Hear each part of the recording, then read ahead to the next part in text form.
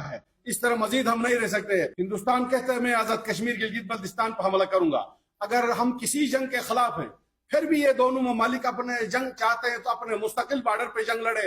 ہمارے خطے میں یہ کوئی جنگ نہ لڑے. اس لیے اس خطے کو فلسطین بننے سے بچانے کے لیے ہم لڑائی لڑ رہے ہیں. یہ نہ اس کی باپ کی جاگیر ہے نہ اس کی باپ کی جاگیر ہے.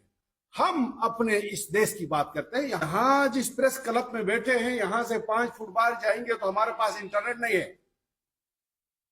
انٹرنیٹ نہیں ہے. انٹرنیٹ کی عدم دستیابی حکمرانوں کو نظر نہیں آتی ہے.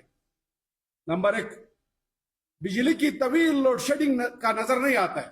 سڑا ہوا گندم کھلاتے نظر نہیں آتا ہے. موجودہ وزیر اعظم شہباز شریف اور سابق وزیر اعظم کو گلگت بلتستان کے بڑے بڑے پہاڑ نظر آتے ہیں. وہ کہتے ہیں ہم پاکستان کے پہاڑ سے بھی بڑے قرضے گلگت بلتستان کے پہاڑ کے معدنیات بیچ کر ہم ادا کریں گے. تو سوال یہ بنتا ہے کہ یہ جو وزیر اعظم نے اپنے برطانیہ میں جائیدادیں بنائی ہیں، سرے محل ہے، رائیونڈ میں محل ہے، جنہوں نے بار جزیرے خریدے ہیں، اس کو فروخت کیوں نہیں کرتے؟ ہم اپنی قوم کو یکجا کر کے اس لیے پوچھتے ہیں کہ اپنے دھرتی کے معاملات کے اوپر ہم بات کریں. دوسری بات انٹرنیشنل. ان حالات میں ہم ہندوستان اور پاکستان دونوں کو بھی یہ بتانا چاہتے ہیں. یہ دونوں جنگ کی بات ہو رہی ہے. ہندوستان کہتا ہے میں آزاد کشمیر گلگت بلتستان پر حملہ کروں گا. اگر ہم کسی جنگ کے خلاف ہیں پھر بھی یہ دونوں ممالک اپنے جنگ چاہتے ہیں تو اپنے مستقل بارڈر پہ جنگ لڑے. ہمارے خطے میں یہ کوئی جنگ نہ لڑے. یہ نہ اس کی باپ کی جاگیر ہے نہ اس کی باپ کی جاگیر ہے. ہم اپنے اس دیش کی بات کرتے ہیں، یہاں کے باسیوں کے حقیقی مسائل کی بات کرتے ہیں. آپ مجھے بتائیں کہ آپ نے بتایا پاکستان کے ایک شک کے تحت صدر پاکستان نے یا وزیر اعظم پاکستان نے یہ جو 2018 ایگزیکٹو آرڈر جاری کیا، اسی آرڈر کے اندر کسی شک کا حوالہ نہیں ہے، نہ وہ اس شک کے تحت آئین، نہ اس کا آئین یہ اس کو اجازت دیتا ہے. اس کا آئین اس کو اجازت نہیں دیتا ہے.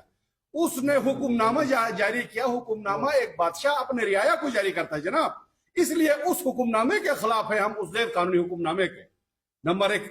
دوسرا جو آپ کا اہم جو مسئلہ یہاں ہمارے لیے آ رہا ہے، میرے ساتھیوں نے بات کی ہے، میں ایک چیز آپ کو میں وضاحت کرنا چاہتا ہوں.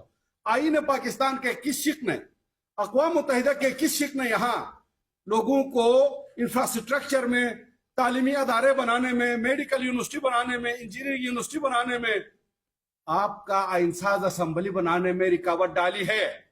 یہ اپنے آئین کا بھی جو ہے وائلیشن کر رہے ہیں. یہ اپنے سپریم کورٹ کا آرڈر کا بھی وائلیشن کر رہے ہیں.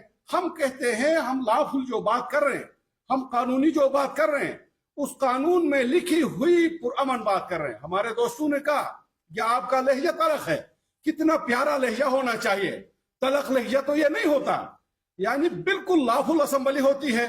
میں آپ ساتھیوں کو یہ بتانا چاہتا ہوں، ہمارے صحافی حضرات کو، اتنا پیاری بات ہم کرتے ہیں، اتنی پیاری بات کرتے ہیں ہم. ایک گملہ ہمارے لاکھوں کے جلسوں میں، لاکھوں کے مجمع میں ایک گملہ، ایک بلب نہیں ٹوٹا جی. ہم پرامن آ کے بیٹھتے ہیں، لافل اسمبلی کرتے ہیں، پیپل اسمبلی لگاتے ہیں. یہ جو جرگہ ہے یہ پیپل اسمبلی ہے. اس پہ ہم آپ سے گزارش کریں گے، آپ قوم کی آواز بنیں.